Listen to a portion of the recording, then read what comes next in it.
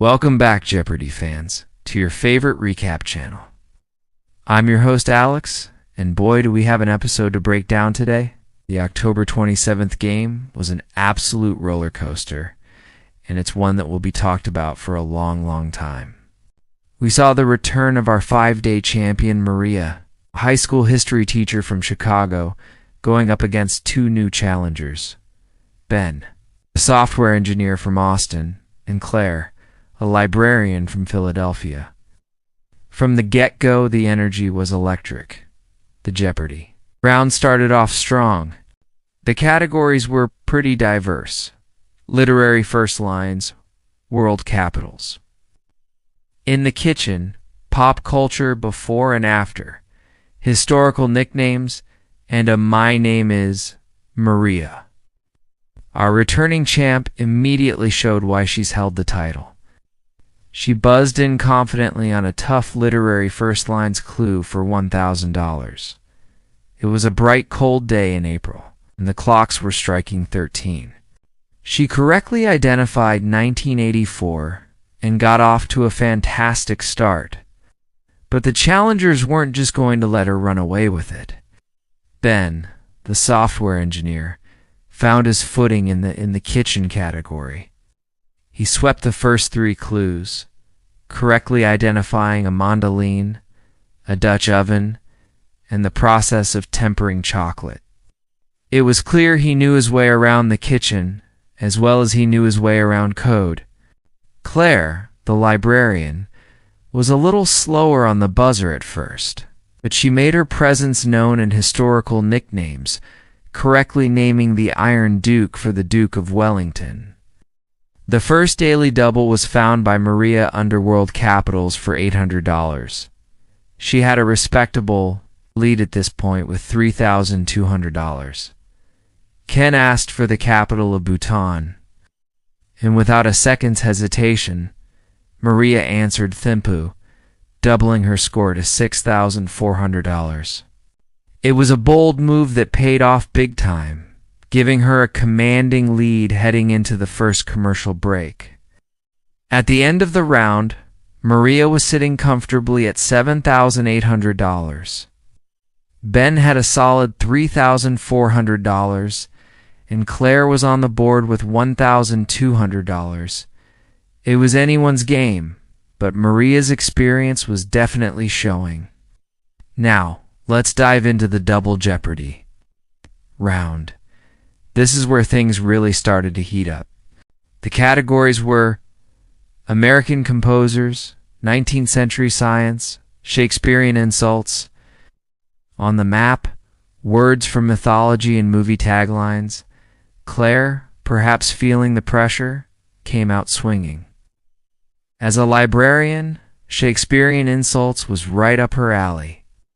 She found the first daily double of the round under the $1,200 clue. She had $2,800 at this point and decided to make it a true daily double, betting it all. The clue was, in Henry IV, Part 1, Falstaff calls Prince Hal this, a term for a dried, shriveled fig. The tension was palpable. Claire took a deep breath and correctly answered, "What is a stewed prune?" What a comeback. This instantly doubled her score to $5,600 and put her right back in the race. Ben, however, wasn't going to be left behind. He dominated the 19th century science category, showing off his incredible knowledge. He knew about Faraday's work with electromagnetism and Mendel's experiments with pea plants. It was Maria who uncovered the final daily double under American composers $4,1600. The rest of the round was a furious back and forth on the buzzers. Ben managed to pick up some high-value clues in movie taglines, and Claire held her own in words from mythology.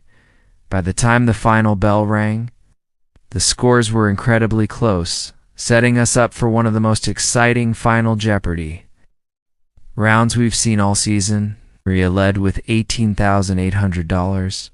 Ben was hot on her heels with $16,200, and Claire was still very much in contention with $10,400. This was a classic Jeopardy! Scenario where strategy in the final wager would be just as important as knowing the answer. And now for the moment we've all been waiting for. Final Jeopardy! The category was American landmarks. This is a broad category, so it could have gone in any direction.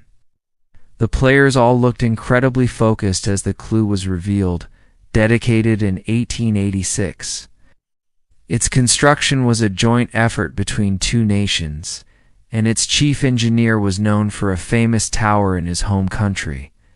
The think music began, and you could practically see the gears turning in their heads. This clue has a few layers to it. You need to know the landmark, the two countries involved, and connect the engineer to another famous structure. Let's break down the answers. Claire, with $10,400, revealed her response first. She wrote down, "What is the Statue of Liberty?" and wagered her entire amount, doubling her score to $20,800. A fantastic and correct answer. The statue was a gift from France, and its internal structure was designed by Gustave Eiffel of Eiffel Tower fame. A perfect response. Next up was Ben with $16,200. He also wrote down, "What is the Statue of Liberty?" For his wager, he bet $4,601. This was a smart bet. It was just enough to beat Claire by $1 if he was correct. His new total became $20,801. The pressure was now squarely on our returning champion, Maria. Maria, with a leading score of $18,800, revealed her answer. She, too, had written down, "What is the Statue of Liberty?" How it all came down to her wager. What did she risk? Wait a minute. Did you catch that? We have a tie. Both Maria and Ben finished with exactly $20,801. According to the new rules, this means we have a tiebreaker. The players stayed at their podiums for a sudden death clue. The category was presidents, and the clue was he was the first U.S. president to be born a U.S. citizen. The first to buzz in with the correct answer would be the champion.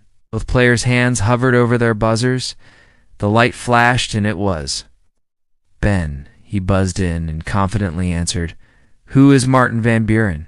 That is correct. Van Buren was born in 1782 after the Declaration of Independence was signed, making him the first president born in the United States. What an incredible, unbelievable finish.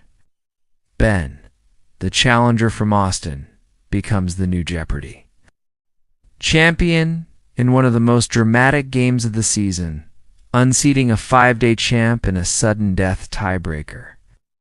You simply cannot write a better script than that. Huge congratulations to Ben, and what a valiant effort from Maria and Claire.